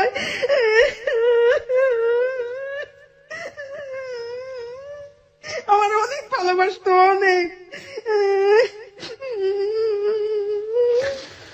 অনেক প্রেমের গল্প শুনেছি এই হ্যালো 8920 করতে গিয়ে, অনেক গল্পের মুখোমুখি হয়েছি, কিন্তু আজকে যে গল্পটা শুনলাম সেটা টোটাল স্পিচলেস। একটা মানুষ, আপনি চিন্তা করেন, ভালোবাসা বোঝে না, প্রেম কি বুঝে না, তার আগে একটা মানুষকে শুধু ভালো লাগা, তার চাইতে এত বড় বয়সে বড় একটা মানুষকে বিয়ে করা, 14 বছরের দূরত্ব, 14 বছর দেশের বাইরে থাকলো, মাত্র কয়েকদিনের জন্য তাকে কাছে পাওয়া, হাতে গুনে কয়েকটা দিন, এবং সেই মানুষটাকে যখন সে পেল তখন আসলে সংসারে বছর খানেকের জন্য, একটা বছরের জন্য, এবং সে একটা বছরের একটা নির্দিষ্ট সময় পর্যন্ত সে অসুস্থই থাকলো, এবং সে অসুস্থ, কত ভয়াবহ রকমের অসুস্থ, নিজে হাতে বাথরুম পরিষ্কার করা, এবং সেই মানুষটার চোখের সামনে মরে যাওয়া, তার জন্য আজকের এই হেলো 8920 তে আসা জীবনের গল্প নিয়ে। ওকে, যেখানটা আমরা ছিলাম, সুমাইয়া বলুন তারপর। তারপর উনি ইন্তিকাল করলো, করার পরে তারপরের দিন সারা রাত ছিল বাড়িতে। মারা যাবার 5 মিনিটের মধ্যে ওনারে ঘর থেকে বের করে ফেললো, আর সাথে সাথে অনেক বৃষ্টি হইলো, অনেক। তারপরের দিন সকাল 9:30 বাজে ওনার জানাজা হইলো। তখন মারা গেছে, এর যখন বেঁচে ছিল ওনার আপন বড় বোনের জামাই, মানে ভাগ্নিস জামাইয়ের সাথে ব্যবসা করতো, ওই যে এক্সপোর্ট ইম্পোর্টের গার্মেন্টস এর যে এক্সেল গেঞ্জি গুলো ছিল ওগুলো বাহিরে পাঠাইতো। সে তখন দুবাই চলে গেল। আমার হাজবেন্ডের যে কিছু পুঁজি ছিল প্রায় 10.5 লক্ষ টাকার মতন, এই টাকাগুলো সব নিয়ে গেছে, যে ব্যবসা করবো আর আপনার বাইরে নিয়ে আসবো। সে চিন্তায় ভাই স্টপ করছে। এর মধ্যে উনি থাকাকালীন ওনার বোনের জামাইয়ের নামে মানে মামলা করছে, ওই ভাগ্নি জামাইয়ের নামে ভাগ্নির নামে। আচ্ছা, উনি পেতো টাকাটা, টাকাটা কে পেতো আসলে? আপনার তিনজনে মিল্লা ব্যবসা, যৌথ ব্যবসা করতো। আচ্ছা, আপনার হাজবেন্ডের কাছ থেকে টাকাটা পেতো? হ্যাঁ, টাকা না নিত, নিয়ে গেছে। মানে আপনার হাজবেন্ডই টাকাটা পেতো? হ্যাঁ, পেতো, কিন্তু টাকাটা তুলতে পারেনি। না, আচ্ছা, গেছে গা বাহিরে, আর কোনো যোগাযোগ রাখেন, এই চিন্তাই করছে। আর বোনের সাথে সম্পর্ক নষ্ট হয়ে গেছে। ওকে। আপন বড় বোন ভাই মারা গেছে, আসে নেই, দেখতে আসে নেই, পাশাপাশি বাড়ি। আর আমার হাজবেন্ড আমার হাসপাতাল থাকতে বলছে যে আমি যদি মারা যাই তুমি কিন্তু এই মামলাটা ছাড়বা না, ধরে রাখবা। আমার বইলা গেছে। 12 দিন পরে ওইখানে মানে ওই যে কবরস্থানের সার্টিফিকেট, সনদপত্র, মৃত্যু, এগুলো চেয়ারম্যানের সার্টিফিকেট সবকিছু নিলাম, নিয়ে এগুলো আমার এক মামারে দিয়া ওই কোর্টে পাঠাইলাম। ওইখানে মানে জানাইলো যে উনি মারা গেছে। 16 দিনের মাথায় তারিখ পড়ছে, তখন নিছে 3 রোজা। আচ্ছা, 16 দিনে আমি গেছি কোর্টে। আমি তো বাদী, কাঠগড়াইতে আমাকে দাঁড়াতে হবে। আমি আবার 3টা বাচ্চা নিয়ে কাঠগড়ায় দাঁড়াইছি। ম্যাজিস্ট্রেট আমাকে জিজ্ঞেস করে আপনার নামটা যেন কি, এভাবে বলছে। তখন আমি ম্যাজিস্ট্রেটকে বলছিলাম যে স্যার আমার নামটা তো আপনার ফাইলেই আছে, মানে এর একটা চরম বেয়াদবি হয়ে গেছে। তখন আমার মাথা ঠিক ছিল না যে তার ফাইলে আমার হিসাব, তার ফাইলে নামটা আছে, সে কেন আমাকে নাম জিজ্ঞেস, আর আমার উকিল তো নাম বলতেই আছে। একথা বলবো, ম্যাজিস্ট্রেট একটু মুচকি হাসি দিল। তো শেষ, আবার তারিখ দিল, আসলাম, আসতেছি। আসার পরে ম্যাজিস্ট্রেটের যে পেশকার থাকে না, ম্যাজিস্ট্রেটের সাথে দাঁড়ায় যে মামলা সংক্রান্ত বিষয়গুলো জানায়, ম্যাজিস্ট্রেট তো কিছু বলে না। ওই পেশকার আমার পিছনে আমার ডাক্তারছে, এ আপু, এ আপু, আপু। তারপর আমাকে প্রশ্ন করলো লোকটা, আপনার জীবন সম্পর্কে আপনি কি ভাবতেছেন? জীবন সম্পর্কে কি ভাবতেছেন? আচ্ছা, আমাকে কি ভাববো? জীবন সম্পর্কে আমি কি ভাবতে পারি? ভাবার মালিক তো আল্লাহ। আপনি এত ইয়াং, আপনি ছেলেদের নিয়ে থাকবেন, হ্যাঁ থাকেন, ঠিক আছে। মানে সে আমাকে এমন কিছু ইঙ্গিত দিতে চাইলো যে আপনি পরবর্তীতে বিয়ে করবেন কিনা, বা আছে কিনা। বিয়ে করবেন কিনা সে আমার হয়তো কিছু বলতে চাইছে, আমি তাকে প্লেস দিলাম না। ঠিক আছে, আমাকে ভাই আমার সময় নাই, 1:30 বাজে গেছে, আমার খিদা লাগছে, বাসায় যাবো, আমার বাচ্চারা কান্দো। ওই আইসা বুঝছি, ঠিক রাত 10টা বাজে আমার একটা ফোন আসলো। আর ওই যে কোর্টে যে ফাইল আছে, ফাইলের মধ্যে তো আমার ফোন নাম্বার দেওয়াই আছে। ফোন দিল পরে সালাম দিলাম পরে বলতেছে কেমন আছেন? আমি কে? পরিচয় দেন। পরিচয় দিলাম, আপনার সাথে কথা বলবো।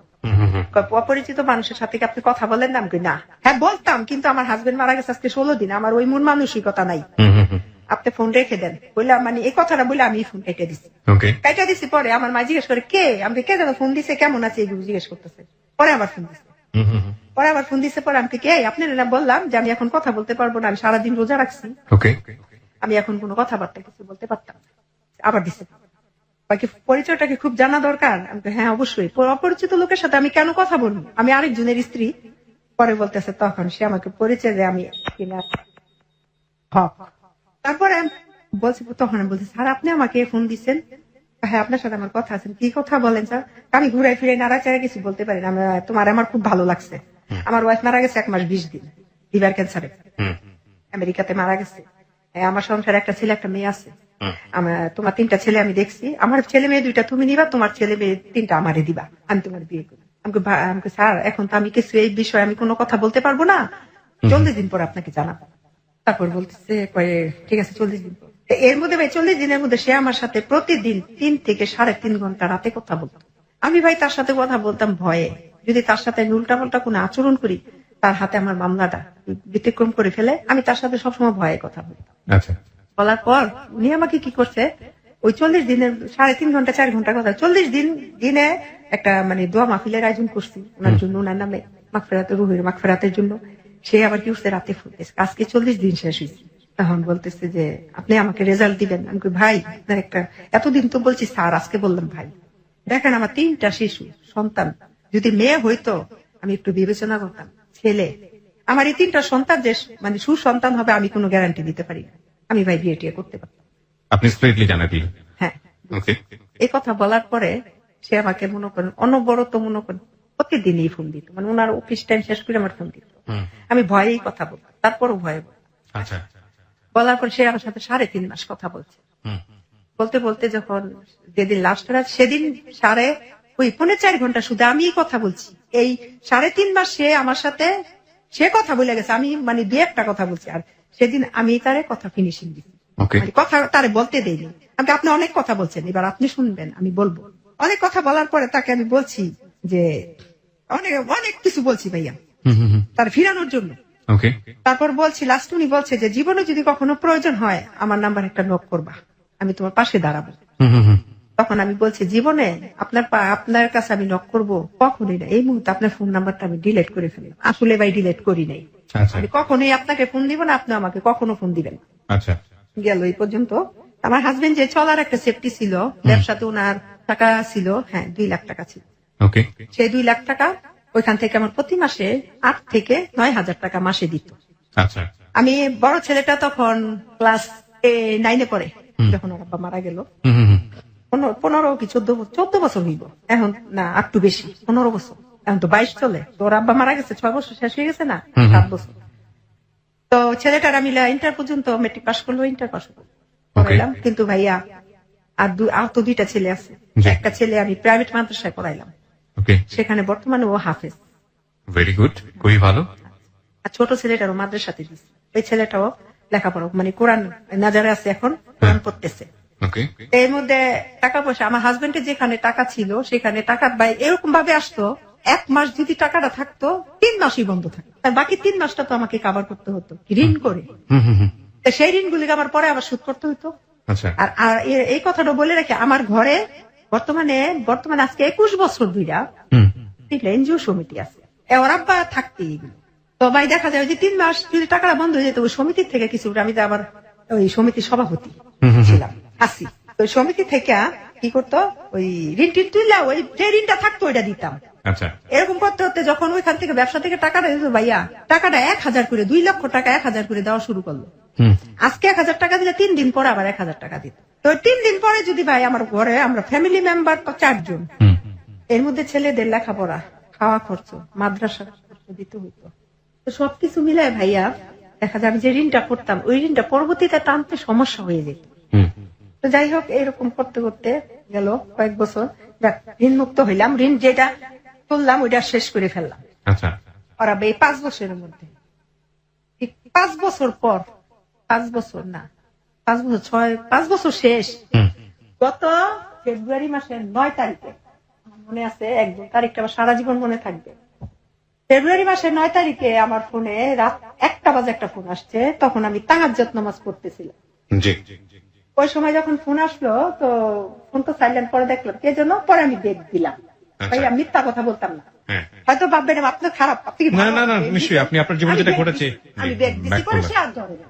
আচ্ছা, আমাকে একটু বলেন, একটু ইন্টারাপ্ট করি আপনাকে। সেটা হচ্ছে যে আপনি আপনার স্বামীর যে মামলাটা ছিল ততদিনে কি অবস্থা, ওটার মামলাটার অবস্থা হইলো শেষ পর্যন্ত ওই কিভাবে যেন ওরা বিবাদী পক্ষ উকিলের টাকা পয়সা দিয়ে, আমার উকিলের টাকা পয়সা দিয়া, আমি তো টাকা পয়সা দিতে পারিনি, দিয়া কি করলো ভাইয়া, খারিজ করে দিছে মামলা খারিজ করে ফেলেছে।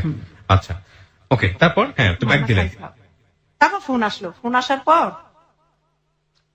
আমি ব্যাগ দিছি, ব্যাগ দিবার ধরে নেই, আমি ঘুমাই দিছি। সকালে ফজরের নামাজ পড়ে ঘুমাইছি, উনি আমাকে 8টা 10-এ ফোন দিছে। ফোন দিয়ে বলতেছে আপনি কি সুমি ভাবি? আমি ঘুমের মধ্যে যেমন কে, মানে খুব গভীর ঘুম। তখন বলতেছে যে কিনা আমি তানভীর আহমেদ সুমন, আমি গতকাল রাতে এয়ারপোর্টে অ্যাটেন্ড করে আমি ভাবি আপনাকে ফোন দিছি, আপনি ফোন রিসিভ করেন নাই, তো ভাই কিছু মালামাল দিছে নিয়ে যাই।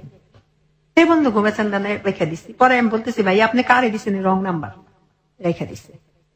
10টা বাজে উনি কি করছে আমাকে, আমি আর দেবরের ঘরে গেছি, হ্যাঁ বাইরে দেবো ওই টাকা পয়সার বিষয়ে কথা বলতেছে, ওখানে গেছি পরে ওইখানে আমার একটা ফোন দিছে উনি এই নাম্বার থেকে। আচ্ছা ফোন দেওয়ার পরে উনি কি করছে আমাকে বলতেছে, আমাকে আপনি কে, আমাকে রাতেও ফোন দিছেন, সকালবেলাও ফোন দিলেন, এখনো ফোন দিলেন, আমি আপনাকে না বললাম যে এটা রং নাম্বার, আপনি কেন ফোন দিচ্ছেন? তো বলতেছে যে আপু আসলে আমি আপনার ঘুমটা নষ্ট করছি, রাতের ঘুমও নষ্ট, সকালবেলাও নামাজ পড়ে আপনি ঘুমাইছেন নষ্ট করছি, এই জন্য সরি। আমি বলতে আচ্ছা ঠিক আছে, সরি পর্যন্তই থাকেন, আমি এখন আর কথা বলবো না, আমি আরেক ঘরে আছি, আর আপনার যদি কথা বলার কিছু থাকে আমি যখন ঘরে যাব তখন ফোন দিয়ে মনে চাইলে, আর যদি মনে করেন যে বিশেষ প্রয়োজন নাই তাহলে দিয়েন না ভাই। আচ্ছা বলে আমি ওই ঘরে ভাই ঠিক 10 মিনিট পরে সে আমাকে আবার ফোন দিচ্ছে।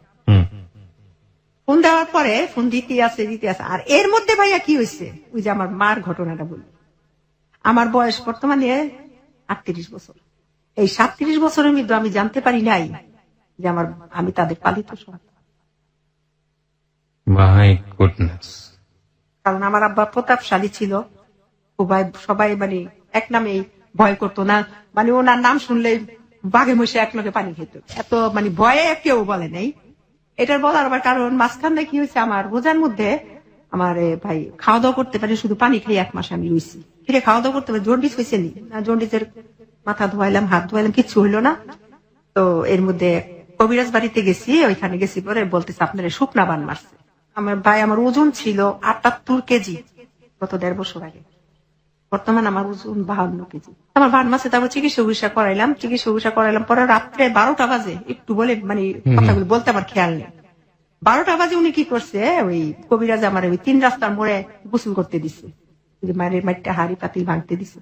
আমি একা গেছি ঘর থেকে, আমার ছেলের আমার সাথে যেতে চাইছে, আমি না তোমাদের আসার দরকার নেই। আমি গেছি, যাওয়ার পরে ভাইয়া ওইখানে আমি নদীর মধ্যে রাত 1:45 বাজে 3 রাস্তার মোড়ে গোসল কইরা যে ধুতি ছিল ওইটা আবার ইট বাইন্দা নদীর মাঝখানে যাইয়া ফালাইছি, গোসল করে আসলাম। পরে এই 8 দিন পর্যন্ত আমার মা আমার একটা দিন দেখতে আসেনি। আমার মায় ঘরে আমার বোনের নিয়ে রাতে 12টা বাজে বাসায় চলে গেল।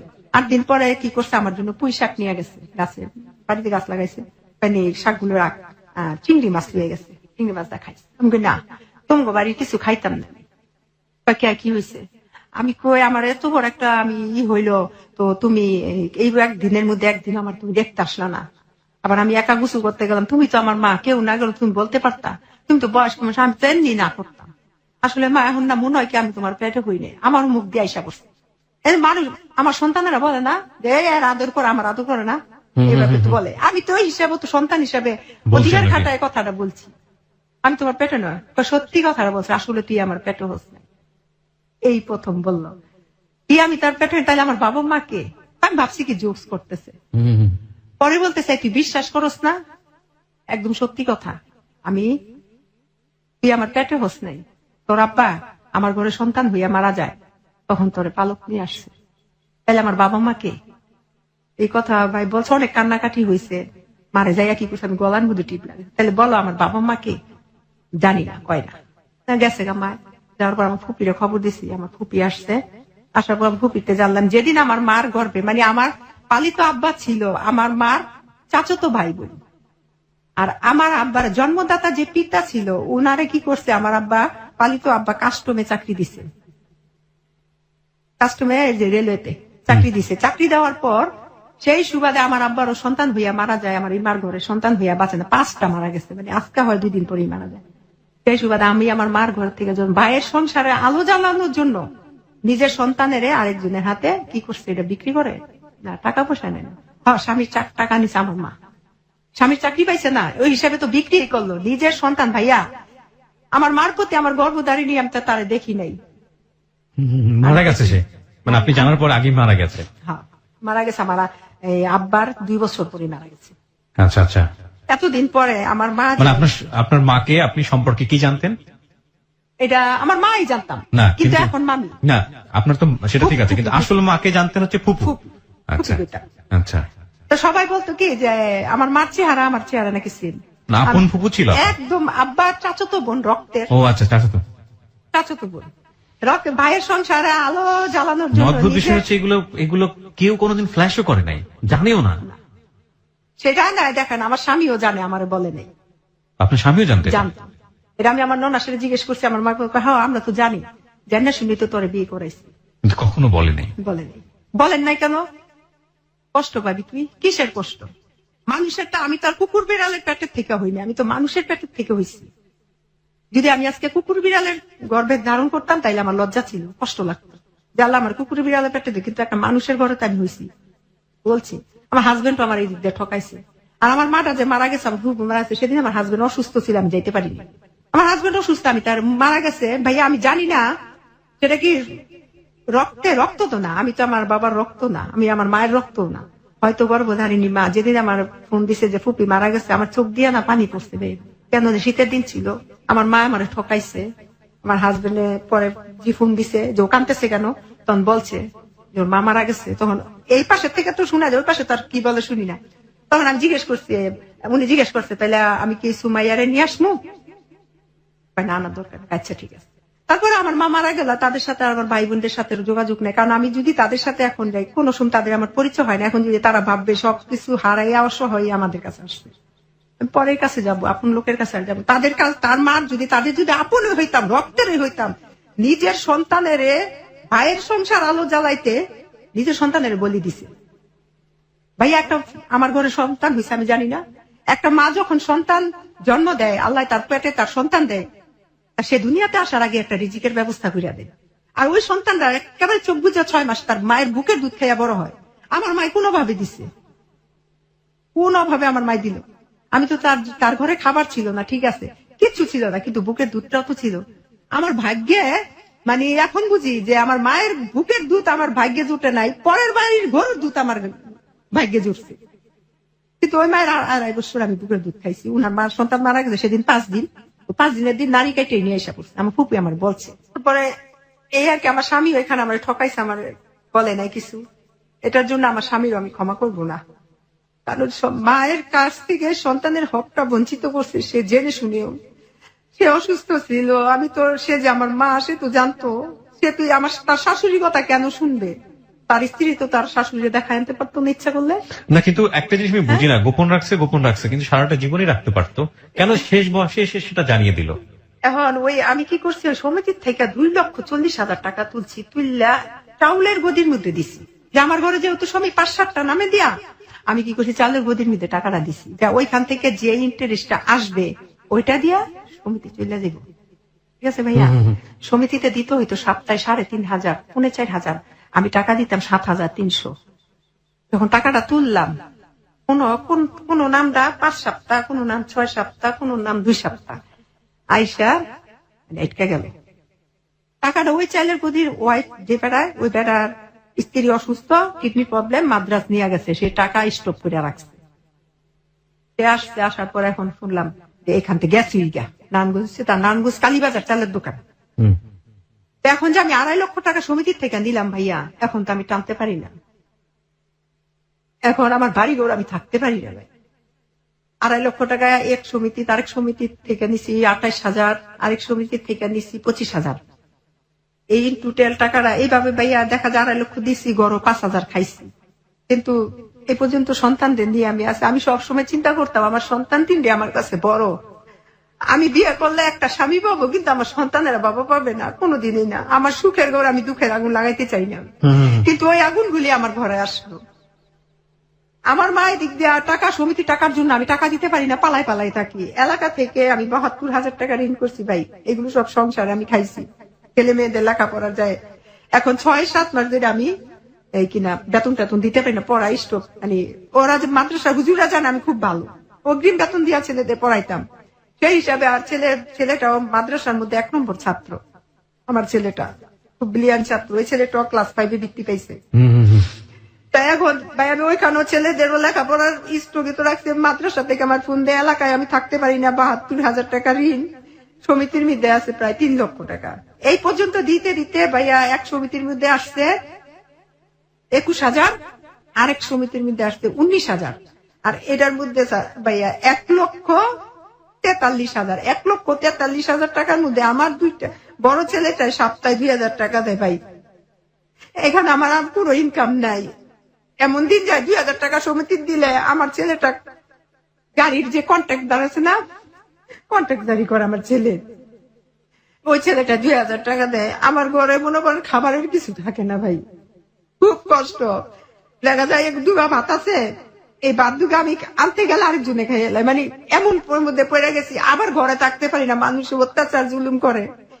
এর মধ্যে আমি যে সম্পত্তিটা পামু, এই সম্পত্তিটার জন্য আমি বাড়িতে গেছি, যে আমি সম্পত্তির জন্য যাই নাই, আমি গেছি এই যে 50,000 টাকা আমার হাজবেন্ড দিছে 2005 সালে 7 সালে, ওই টাকাটা আনলেও তো আমি মানুষ কিছু থামাইতে পারি।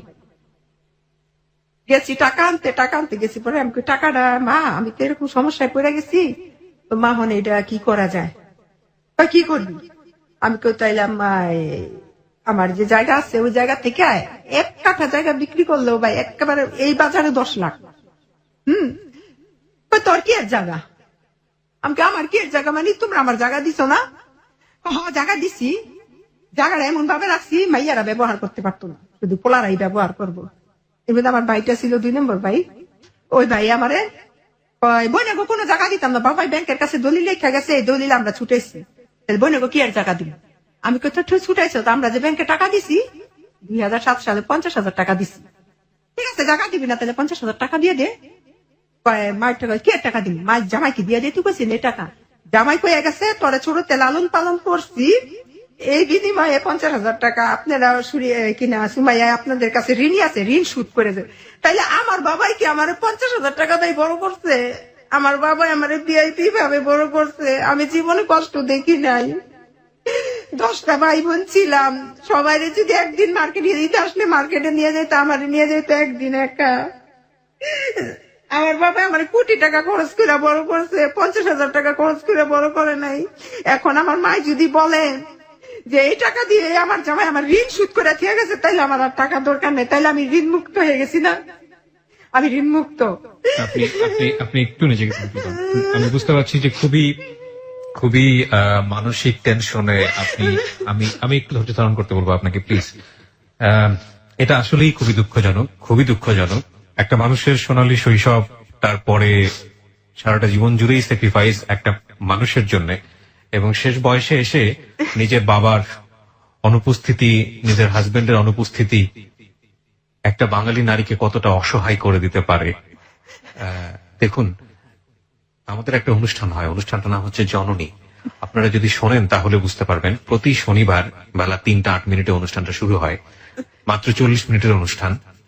আমরা এমন সব জননীদের ওখানে নিয়ে আসি যে গ্রাম বাংলার আর্থসামাজিক যে অবস্থা, নারীদের প্রতি যে কি পরিমাণ পারিবারিক, সামাজিক, অর্থনৈতিক সব দিক থেকে একটা নিপীড়ন করে একটা মানুষকে তিলে তিলে শেষ করে দেওয়া হয়, সেই চিত্র এখানে তুলে ধরা হয়। আপনারা যদি একটু শোনেন, নিজের জায়গা থেকে যদি কিছু করার থাকে, অন্তত আর কিছু না করতে পারেন, কোনো অবিচার যেন কখনো না হয়, সে ব্যাপারে সচেতন হতে পারবেন।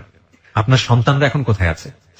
আমার সন্তান একটা গাড়িতে কন্ট্রাক্টারি করে, যে হাফেজ, সেও আয়সা পড়ছে একটা মোটরসাইকেলের দোকানে দিছি কাজ করতে, কারণ মায়ের ঋণ। আমার সন্তানেরা বলে আমার মারে সবকিছু বলবা, কিন্তু আমার মারে দুশ্চরিত্র বলবা না। এটা তো আপনি অনেক বড় একটা অ্যাওয়ার্ড আল্লাহর কাছ থেকে পেয়েছেন যে নিজের সন্তানরা আপনাকে অনেক লাভ করে। আর ছোট সন্তানটা কি করে?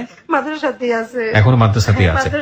মানে আপনার জন্য পরে সবচেয়ে বড় বাধা যেটা এই মুহূর্তে আমি বুঝি, সেটা হচ্ছে এই এনজিও ঋণগুলো আপনাকে শোধ করতে হবে। আবার পারিবারিক ভাবে এলাকা থেকে ভাইয়া অনেক ঋণ, 72,000 টাকা ঋণ করছি, এই ঋণের জন্য আমি ঘরে থাকতে পারি না। এখন আপনার কি এমন কোন প্রপার্টি কিছু আছে যেগুলো আপনি বিক্রি করে? আমার স্বামীর ভিটে বাড়ি ছাড়া ভাই আমার কিচ্ছু নাই।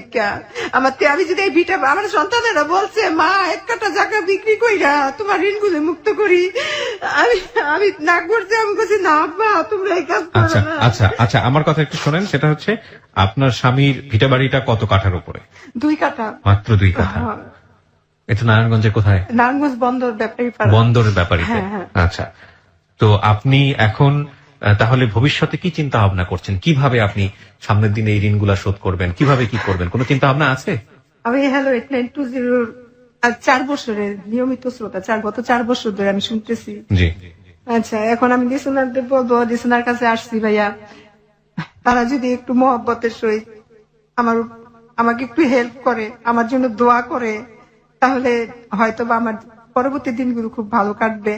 প্রিয় শ্রোতা, এই ছিল সুমাইয়ার জীবনের